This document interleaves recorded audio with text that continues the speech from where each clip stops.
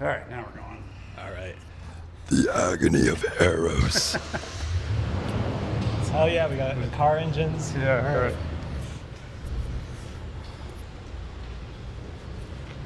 All right, we are in a erotic parking garage, full of mystery and otherness.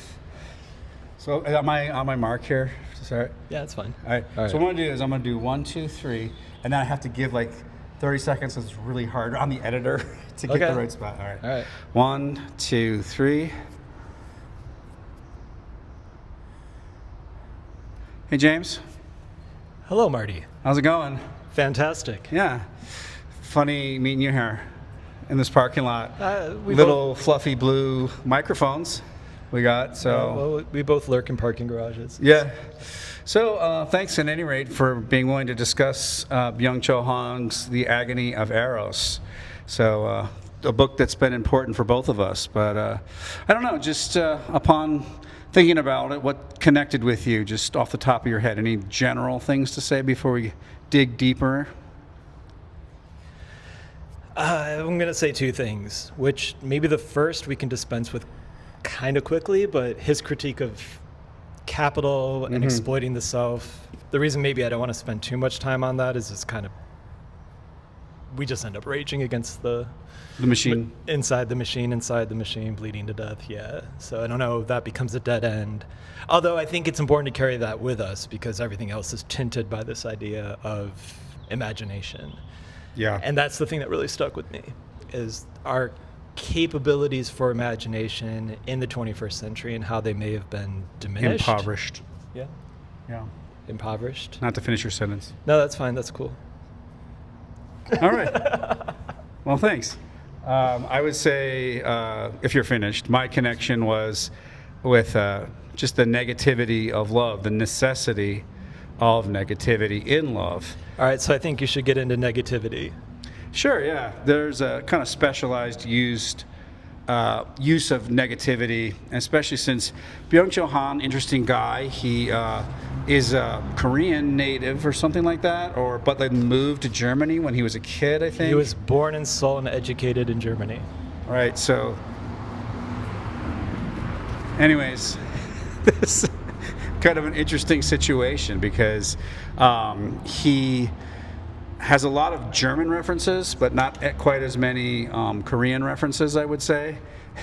But yeah, that's cool. Yeah. But anyway, and so he, I don't know, had a lot of German references that I didn't follow, but the German philosophy references that he uses, in particular Nietzsche and Hegel, I think mostly, a little bit of Kant. But anyways, the way in which Hegel in particular uses the term negativity is important, so to negate something in this way doesn't quite mean what you might think. So it sort of is to include or to make a part of, so that this gets into Byung-Chul Han's discussion, reinterpretation of Hegel's absolute, which for him again doesn't mean totality or complete, especially when it comes to knowing, and that's what we're going to be talking about. By the way, another specialized use of the word knowing has to do with love in the Bible. It had to do with sex in particular, the way it got translated as, like, for example, Adam knew Eve or whatever. I don't know if you know about that specialized use of knowing. Yes, I do. Okay, good. But I think we should pause for 1 second. Yes, sir. Because you're going into the philosophy marshes, which is good. Yeah, you're right. But let's just refer specifically to the text. Please, I love it. So up until this point, when we're getting into negativity, Han is really making this argument that we exploit ourselves through a neoliberal endgame capital system that says, and he puts it really wonderfully, where he says, you're free to be free.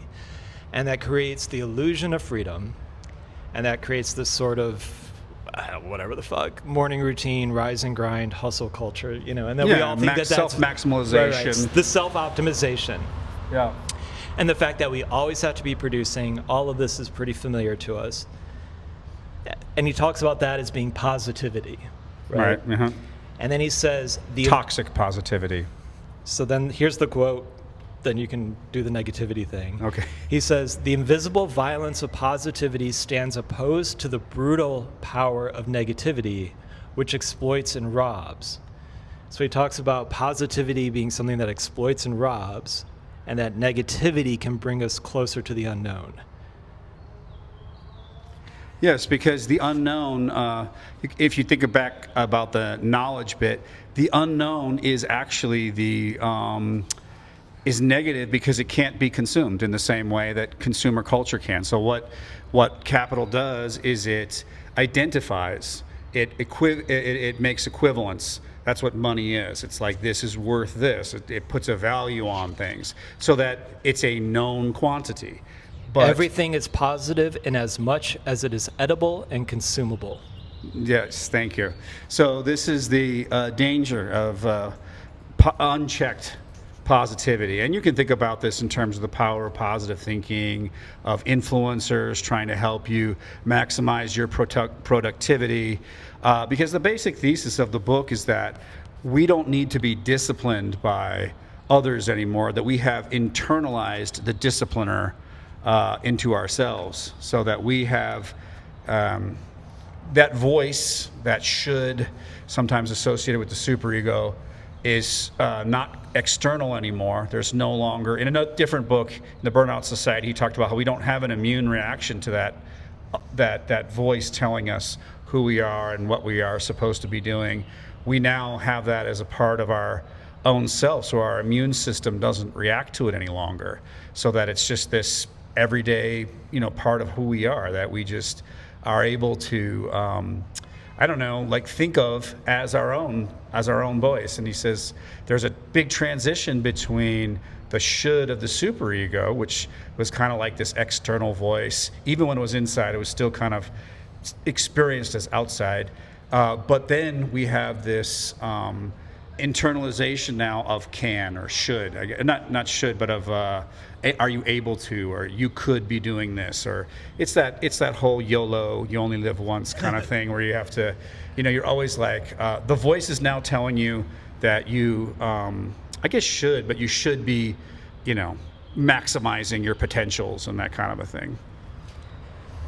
Which I think then gets to one thing I was struck by, and maybe this is how we do it. So I tabbed all the interesting parts of the book, and we'll just kind of go through one by one. Yeah, great. Sounds good. All right. So that comes up to, I don't know how I'm going to say his name.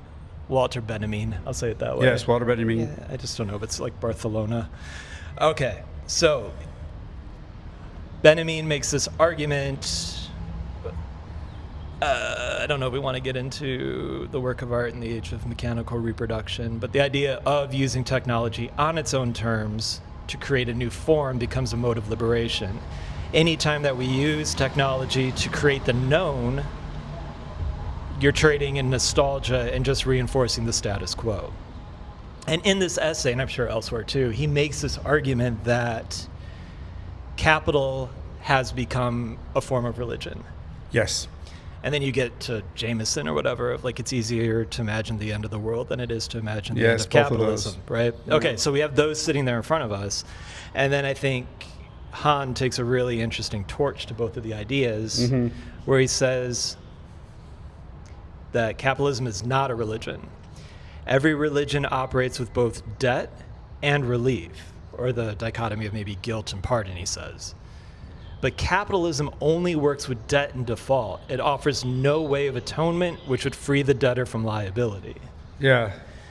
So this idea that we have internalized this sort of governing censor saying you should be more productive, you should be doing X, Y, and Z, and that we think that is freedom, becomes a lot more of an impossible jail to break, because so this is where I disagree with you on one thing. Let's go. So we were talking about, just this idea that we should all have a side hustle or be making more money or, whatever it is, and that we are free to do so, and if we are not happy millionaires, it's our fault, right? So then you get into more debt, more default, because you're punishing yourself because you see everybody else around you doing it, and you think you should do it as well, or be able to, and if not, it's a failure of your own, not a failure of society. Right. And I think it gets it's not even insidious anymore. It's super legible. Where I remember a few years ago when I was in New York, and there's a million of these race to the bottom websites, but one was called Fiverr. And basically, it's for creatives to bid on projects. Somebody will say, "Oh, I'll design your logo or website for $3,000," and then eventually everybody starts bidding, and then some guy in a basement in, I don't know, Romania or something is doing it for $8. This company, when they launched, plastered New York and all of its subways with all these ads that said things like, "You're a doer. You don't take time off for lunch. You're working your third job. You don't meet with friends. You're working your fourth job. You never stop. Work never sleeps. Fiverr." And the idea that that was supposed to be a virtue or an attribute. Thankfully, it got rightly dragged and graffitied and defaced by a lot of people. But when we were talking about that, you made a point that most of us don't know that we are exploiting ourselves, that we're enslaved by capital. I disagree. I think we all know that, but we can't find a way out of it. Yeah. Recovery-wise, I think we're just stuck in the first step or right after the first step. We know we have a problem, but we don't have a higher order or thing that we can turn to get out of it. Maybe there are some people like with their, Tesla trucks or whatever dickhead things that they're doing that think they're living the dream and don't know that. But I would say the majority of people know, like, this isn't how maybe I was meant to live, and it's putting ideas in my head that I don't really want to follow, but what do I do? Let me articulate the trick the way I kind of saw it, even among folks.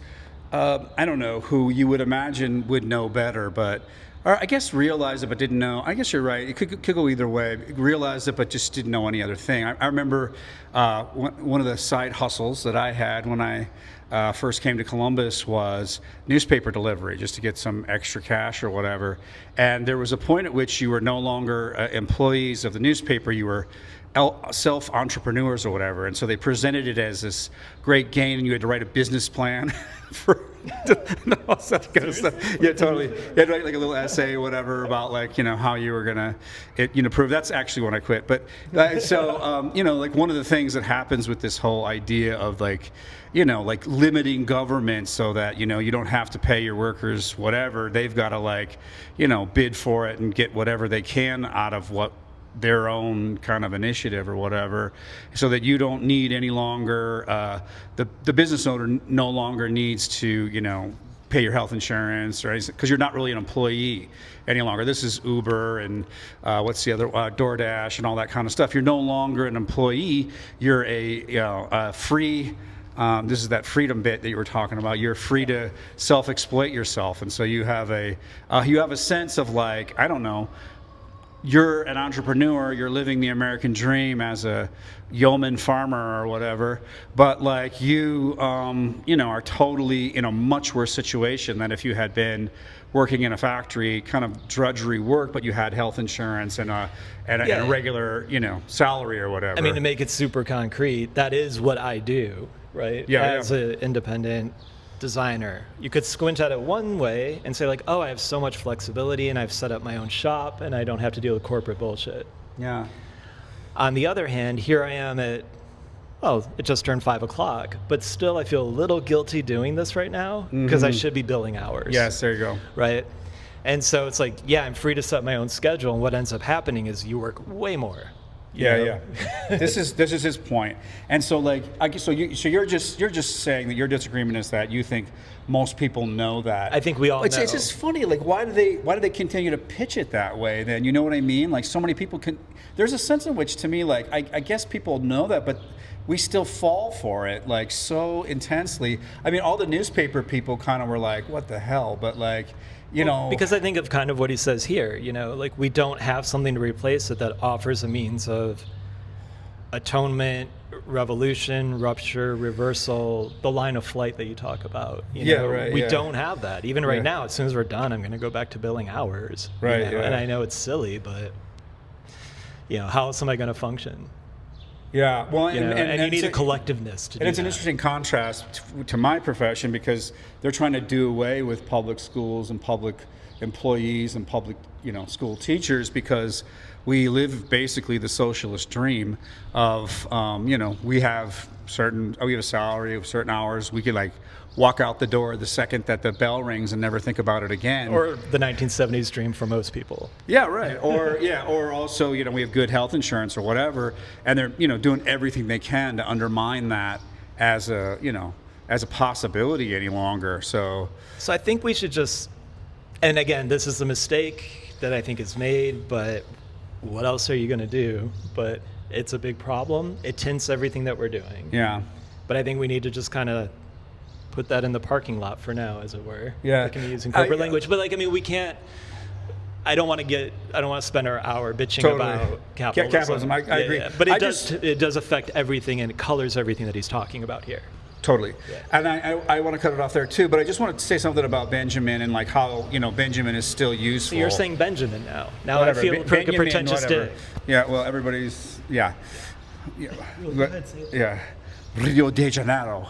But anyways, the Benjamin bit about, capitalism being a religion is that this whole bit about the aura around mass production and like how you can reproduce copies of things that somehow continue to have this, what Marx would have called like this commodity fetish.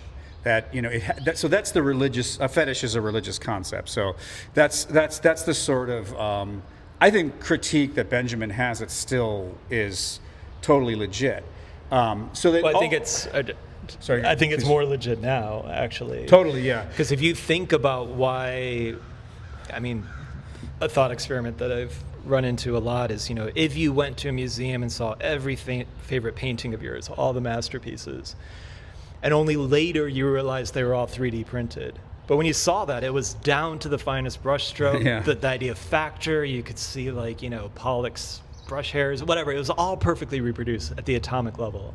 But then you find out, that this was a simulation. Would you feel cheated? Right. And I think most of us would. Yeah. And then you ask that question, why exactly? Mm-hmm. And that's where I think you enter this sort of fetish or even religious zone where Yes. you're like, and we're confronted that every single day now of like, okay, I will be offended by AI writing. Maybe I won't be so offended by AI design, but because I am bringing some sort of cult value to it. Yes. Well, the artisan. You get a mass production of beer, and then you get like the opportunity, I guess, to self-exploit and become the artisan, so that you are producing, something that has some aura, some singularity beyond, what Bush can provide or whatever, I suppose. But so this is the kind of landscape. But I was just going to say that I don't think Byung-Chul Han is challenging that. I just think he's challenging the religious concept of like debt and forgiveness. Yes, absolutely. Basically, all he's really trying to say here is there is no forgiveness, there is no like release, there is no way out. And that's the one thing I wanted to pick up from his argument to carry with us. Is I think we're living in a landscape where there is no, for me, unless you want to start going into strange. I don't want to get into politics. But there are very few options. Even religion does provide an option of ritual or atonement or something like that, right? And so I think that's going to start to get us closer to why he's thinking the loss of imagining the other is so pernicious and it's keeping us unhappy. Yeah. And there's two kinds of religiosity we could think about in this regard. So there is a sort of religiosity that was developed to encounter the other or encounter the different, something other than yourself.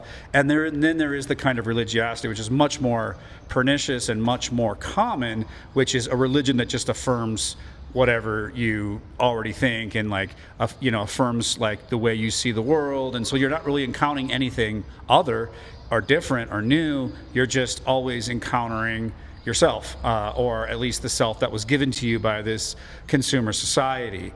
And so that's the sort of religion that's predominant. And then the other one, which is all about the other, gone, which is a central point here for Eros, which brings us back to negativity, so that Eros without negativity means Eros without the other.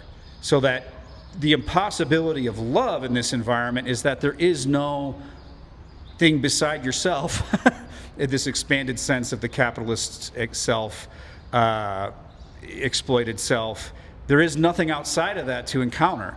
I mean, obviously there is, but like, there's less and less of it, and people have less and less of an idea of how to encounter this negativity. So back to the negativity point, just to put a little bow on that, make it simpler than going into all the Hegel crap I was about to, which is just that it just means truly other in the sense of, Levinas mentioned a couple times, irreducible ambiguity. The person is not totally understandable to me, and in love, that's good. Like, you do not want to have this total disclosure. This is like one of the great juxtapositions he puts between pornography on the one hand, which is this total positivity, total disclosure, total commodification, total transactionability of love.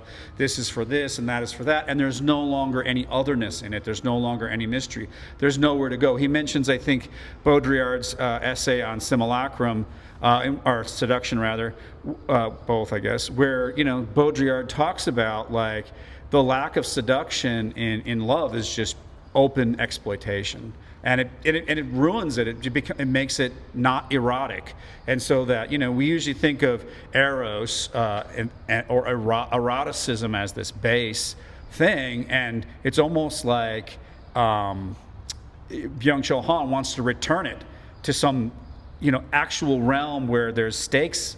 There's actual stakes at that we're taking, and that things that we're risking, and that things that can go wrong, and like things that are just like a true encounter with otherness, in the sense that we don't know what's going to necessarily happen next. We don't think we know everything about our predictable lover, that we fall in love with what is not transactable or knowable or predictable in that kind of a way. And so this is sort of like another thing he talks about with Homo economicus. Homo economicus' desire that Michel Foucault talks about and Byung-Chul Han challenges is like this transactability, predictability, in line with the sort of prediction machine notion of how I'm in the world. I just want to maximize my advantage. And in order to do that, I have to be, an effective prediction machine, know what's coming next or whatever. So everything flattens into like a predictable repetition of the same. Okay, so the flattening thing, you just ripped through basically the whole book. I'm going through so for those playing along at home, we're on page 15 of 50. Okay. But the flattening thing. Yes. This helped me understand that when Han is referring to Eros, he's thinking much bigger, I think, than our relationship with another person, right? And I'm really emphasizing this. He just kind of buried this in the middle of a paragraph, but I loved it, where he talks about memory. And he says that memory is not an organ of simple restitution. It is constantly changing. It is a progressive living narrative process. In this, it differs from data storage. Technological data storage strips all life from what has been, because it is without time. Thus, a total present prevails today. It is abolishing the retrievable moment. Time without moments is merely additive and no longer situative. Boom. And so that idea of like it's always additive, like here's another thing, here's another image, here's another memory. Mere information. Right? And so you're not losing anything as well. It's not constantly shifting and changing. And so when he's talking about the sort of mystery of the other, I was looking at that in terms of even the way that my memory, I love this image of it being like a living organism, right? What is driving that? I'm sure we can like start getting under the hood and saying there's lots of like psychological, unconscious processes happening, or needs to protect the ego, et cetera. But what is driving how I perceive the world and perceive my past, and it's constantly changing? The mystery of that also, I think, points to the unknowable and the otherness that he's talking about. And on the next page, he just has a banger of a line where he says, "But now theology has given way to therapy." So this idea that rather than looking at it as a unique spiritual condition where my memory is this constantly evolving thing for what I need at the moment, and maybe I don't understand what's shaping it or driving it, I'll pay $200 an hour or whatever it is for somebody to unpack that and explain it to me. Yeah. So it's a certain sort of therapy is what we're talking about here. I mean, therapy, understood in the context of this toxic positivity culture of self-maximalization at all times. So that we're talking about, therapy in order to perform better or whatever. So not therapy to actually heal. And that's sort of like, the reason why I wanted to say that is because it's related to this concept of memory. So like memory is always shifting is one of the points he's making because, again, another Hegelian term, non-transactable, so that we are always looking back and reinterpreting things from a different vantage point or different perspective, which actually, for Hegel, changes the past. It actually changes the information. Whereas the information in a hard drive somewhere isn't changed at all. It's still just a collection of a cumulative or additive, one damn thing after another, which Hegel thought of as the kind of bad sort of infinity. So you just like infinitely build one thing on top of the other without any situation. I love the way he used that idea of like, there's no situatedness of any of the information. In other words, it's a very like human way, or used to be, a very human way of taking in information that we use it for something. We use it to situate ourselves. We use it to not just make predictions. Certainly, we've always used it for that. But we use it for the construction of meaning. And especially we use it, and this is the most important part of what Han is talking about, we use it as an encounter or as a way to encounter the other. We don't use it to save ourselves only from the other. So the prediction machine is just saving ourselves from otherness. That is truly a human impulse. But there is also a more human impulse, especially what he talks of as eros or as love. The erotic impulse is to encounter the other. So that this is not, what mere information is used for. This is what we do with all of the facts or information of our lives, is to situate us in direct relation to the other. In other words, to put us into relationship with the other, with otherness. So yeah, the information bit and how so if it's situational. I don't know if I want to go into these weeds too deeply, but yes. Just put one foot in them. All right. If it's situational information, that also implies it's not additive, but that also means that there might be some loss of like, I don't have this information or I don't need this information anymore. This idea that it's constantly changing. Once you take a stand in relation to the other or in relation to your situation or whatever, you have to cut out stuff that isn't a part of how you're in relation. Yeah. Which, as a sidebar, if anybody is using ChatGPT or Claude or whatever to do anything from, whether it's just from like writing dumbass emails to doing your homework to what do I do about this rash or whatever people are using it for, Well, seems apt for the rash. But anyway. If you've used it for anything for any amount of time, I think the scariest thing you can do is ask it, describe me. Oh, yeah, wow. And it will come back with a very unsettling and not necessarily inaccurate portrait. Right, yeah. But what's interesting is that it is this complete horizon of you, right? Because it doesn't understand that, like, oh, that thing I got over that 3 months ago, or I'm only focused about this thing. Its memory is a permanent plateau, right? Yeah. And so to get a portrait of yourself where it's not, these are my new concerns and vexations and quibbles or ideas and hopes, but for that they're all of equal importance and they never disappear. That's right. So it's really like, so the AI version of accuracy is this predictive processing. So is it able to identify you by just accumulating information about you? Right. Which point I think it becomes unrecognizable though. In love, so this is like great. So like Zizek uses this great example of love. If you are able to articulate why you love somebody, if you're able to make a long list of all their attributes and like it corresponds to, you perfectly, as Zizek famously says, you don't love that person, because it's just this merely identifiable transactional list of like, okay, this goes with this, that goes with that. It's sort of the A equals A, this is for this.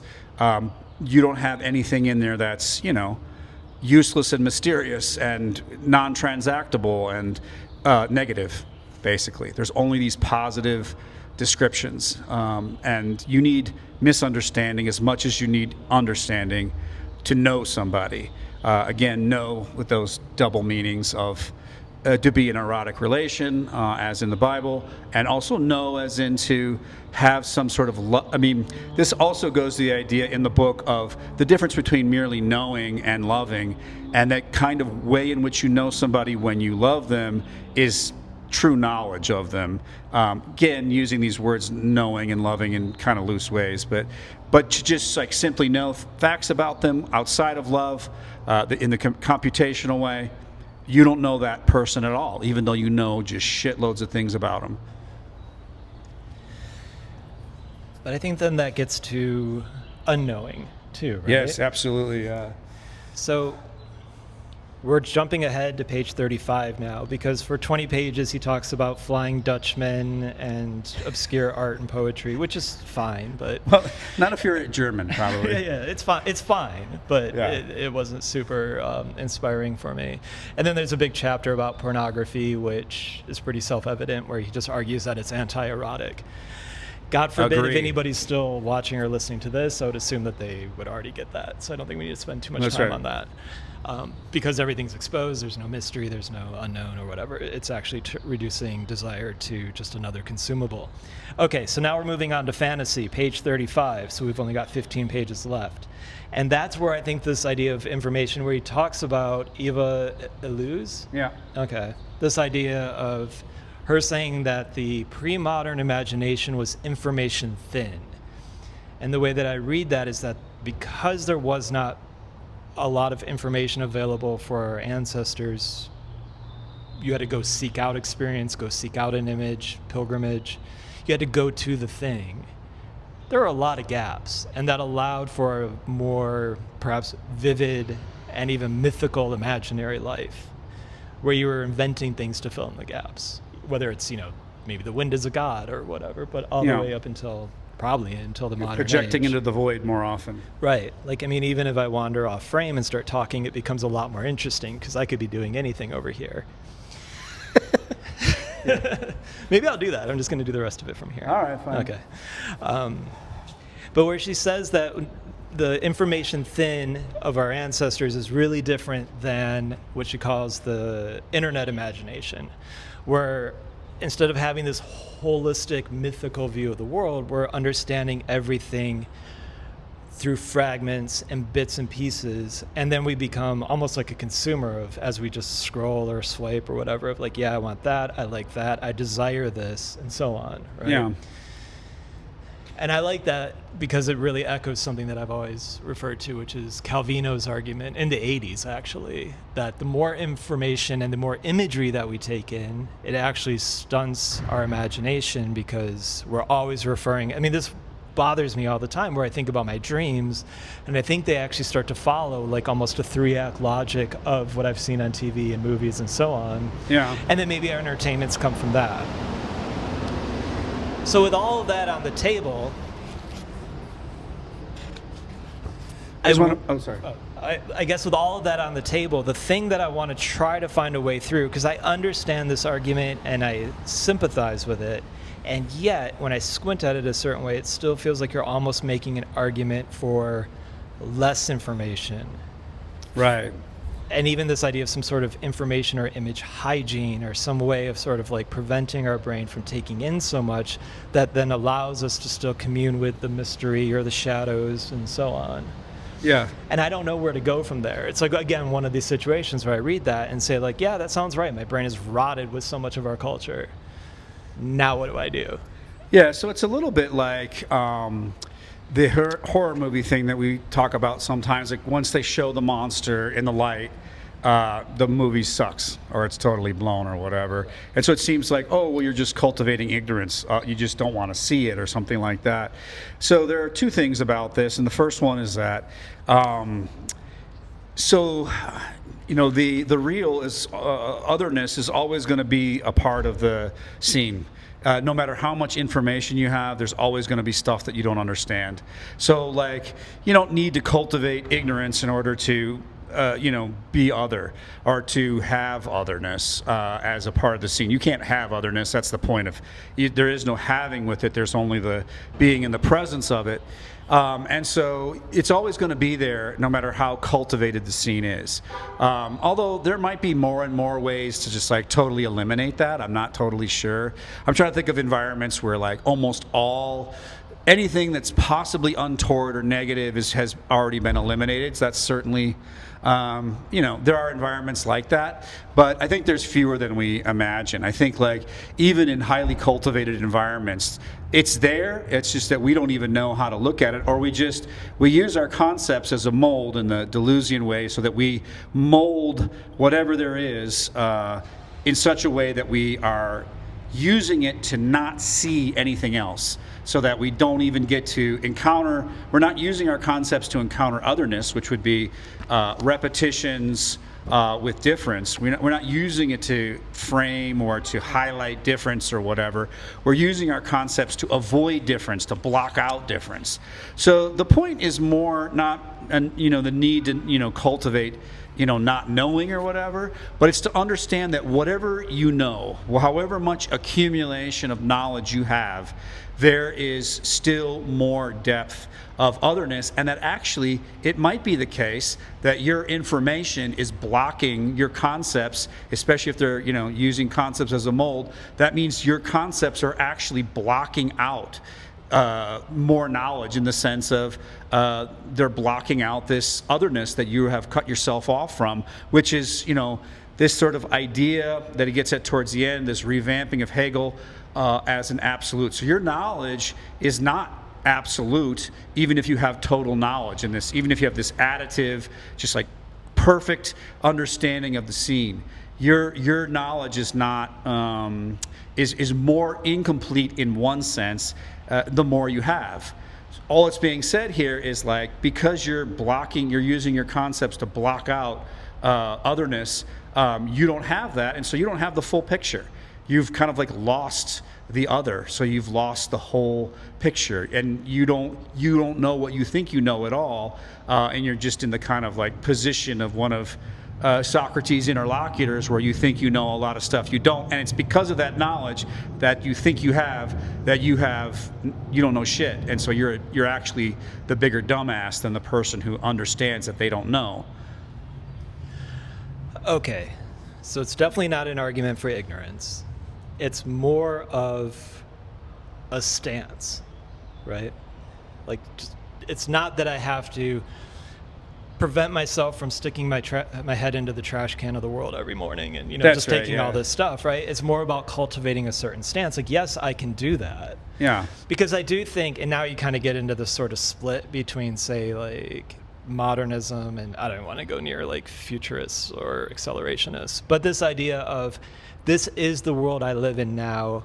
I think the more spiritual way to live is to engage with it rather than to go off the grid or live in a cave. Yeah, just as long as engaging is including the ways in which you don't know it. Right, but I think it's like bring it all in and let it get really garbled and strange, right? And then if I can cultivate a certain way of squinting at it, that I can look at what's underneath it or what other possibilities might lie behind it, which can be hard to do, but that prevents me from trading in nostalgia of I wish I could go back and like live under the cold stars and imagine, Yeah, and your certain way of squinting at it, I just want to say, because it's in line with Hegel's absolute, is not a squinting, it's a opening. Your aperture is getting larger as you understand, as you are able to more take in what you don't know, as your love becomes love when it accommodates all this negativity, all this otherness, all this unknowing. So, jumping ahead to page 49. Yes, sir. not because I want this to ever end, but because No. this is totally resonant. Yes. I don't want to get into Han just basically tortures Chris Anderson from Wired, who makes a dumbass argument that, there's no more theory because we don't need to know the why. We already have what people are actually doing. We have endless data. We have endless metrics. We know everything now. We can look at what's actually being done. Yeah. What's the need for psychology or anthropology or any of these like theories that are going to underscore why people act the way they do? And Han just, maybe it's a bit of a straw man or he's just having fun, but he basically says like, the fuck are you talking about? Right, yeah. Theory is a way of, and I love how he puts this here, theory represents an essential decision that causes the world to appear wholly different in a wholly different light, right? So it's not, you're not looking at all the stuff that you have. It's a way of, if I understand the need for the other, the need for eros, which is interesting how he connects that to the political, of saying that there's a desire for the new, that it doesn't matter maybe what I'm directing it at. Yeah. It's just focusing on that desire itself. Like, what is that thing that is within all of us that wants to love something that cannot be known, right? Right. Yeah. Yeah. And if you're able to kind of, which is hard, but if you can kind of keep That's exactly your eye what on that, then the world becomes more libidinalizes love. interesting. Yeah, totally. But that is why. So our desire, what love is, what we desire when we when we desire according to love and not according to consumer desire. So the desire of love, I guess we could say, the desire of eros is for what? It's for something that is not us. Why? Because that's how we become who we are, is being drawn out of ourself into the other by becoming this constantly new thing, which is this cycle of knowing and unknowing that we've been talking about from the beginning. And that's what love can do, which is why when you get some known quantity, you consume something that has a value and a money value attached to it and is transactional, you always feel disappointed. You thought you had projected so much onto this thing, and once you get it, it's really disappointing. It doesn't matter what it is, how great the thing is that you thought it was going to be. There's always going to be some moment down the line, perhaps, when you realize it's nothing. But what is important is that in loving relationships, it's the gift that keeps on giving. You certainly go through cycles in them, but like as long as there's newness, as long as there's the possibility that you don't know your lover like you thought you did, that's erotic, because it's that obstacle of the other. It's the obstacle of the other's otherness that provokes, as barriers and obstacles always do. Which is why for Han it's so important that this negativity of saying no. It's this limit that allows us to desire at all. Done. All right.